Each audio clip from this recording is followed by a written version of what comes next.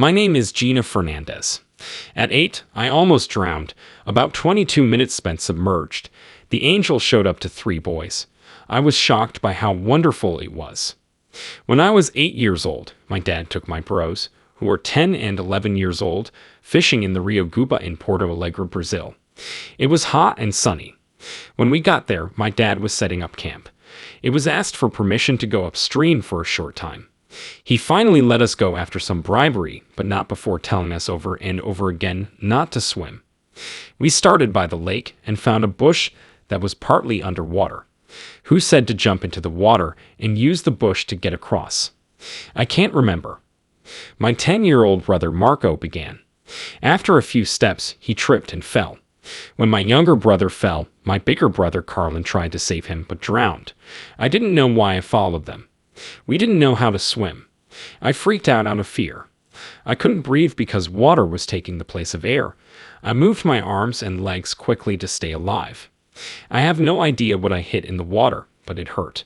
That day, the river ran quickly from west to east toward the ocean. I couldn't move around much, and I didn't know how long it took. After floating for a while, I got to the bottom. The dirty water made it hard for me to see. I knew I was going to die, so I yelled, "Please, God, help me." My mom took me to church. I believe that only God can help. That's when I knew my life was over. The voice that made me feel better told me to slow down and that everything would be okay soon. When I felt his arms around me, I knew he was nice. It made sense and made me happy. We were suspended in the air. I knew I was living at that point. I could tell we were quickly going up. I could finally breathe, and there was no more pain. Even though I could see through my body, I still felt like myself. I saw that we were moving slowly toward a light. When we got close, the light sucked me in. My eyes didn't get tired, even though it was brighter than the sun. I said goodbye to my baby for good. For a moment, I didn't understand. It's hard to explain, but everything hit home for me. Then I saw that I wasn't by myself. A man was coming toward me. His closeness made me feel loved and like I belonged in the world. It's hard for my brain to explain how I feel. Imagine waking up to find that the plane crash was all in your mind. I was glad I wasn't dead, but I had no idea where I was. That spot felt more real. The angel to my right spoke when I called for him, but he didn't move. His words came to mind right away. I could feel, think, and spirit his words. He told me he would answer all of my questions. To begin, he talked about how my life was like a story. My life was getting worse. I asked myself, how bad can it get? 8 years old. At first, I saw a picture of my car with a key scratch on it. I knew I had made people sad. Oh no, I'm in big trouble. I thought all of a sudden. Remember, they are lessons, the angel told me. Do not worry. I was shocked to find out that he could read my mind. After hearing what I had to say, he smiled a big, beautiful smile. This movie showed a lot of my life. Everything I saw affected me, and the things I did had identities. I could feel the owner of the car and his wife's sadness. This made me feel bad. He showed me the good and bad things I had done. We became friends after I helped a poor kid.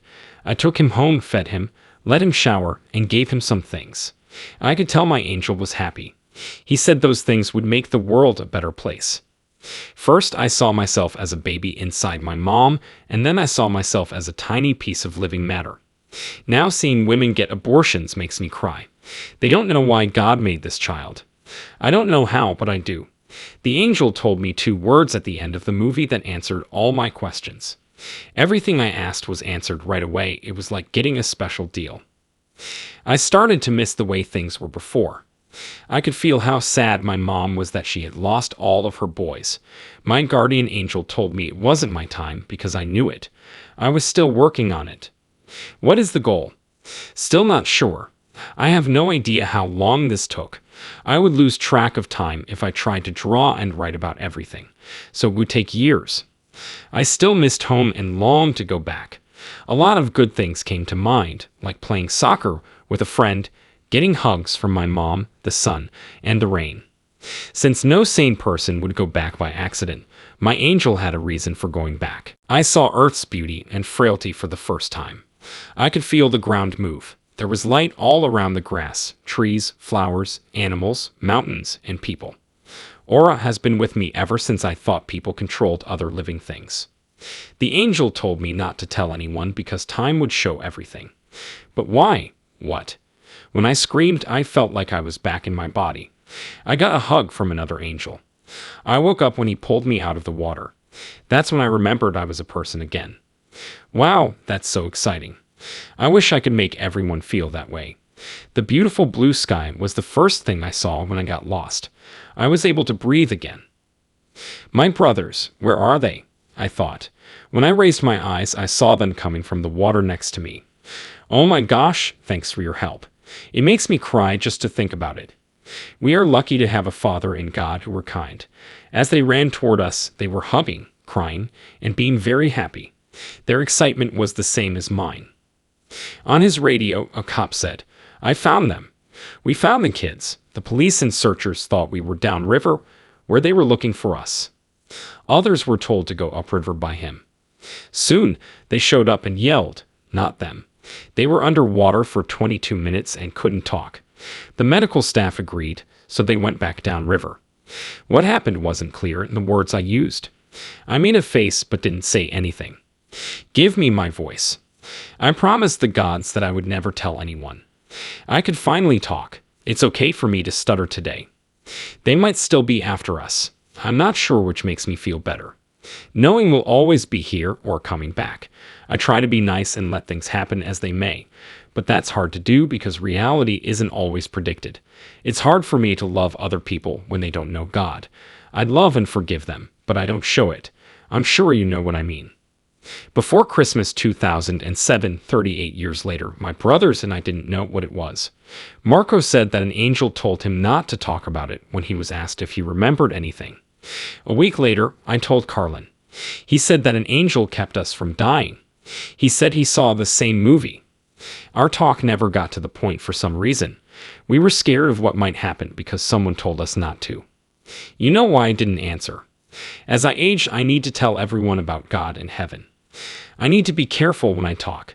The writing sounds more like my spirit than me. I hope that everyone, God's children and grandchildren, feels the love and peace that I did and understands that we are all one. That's all for today's show. Leave your thoughts below.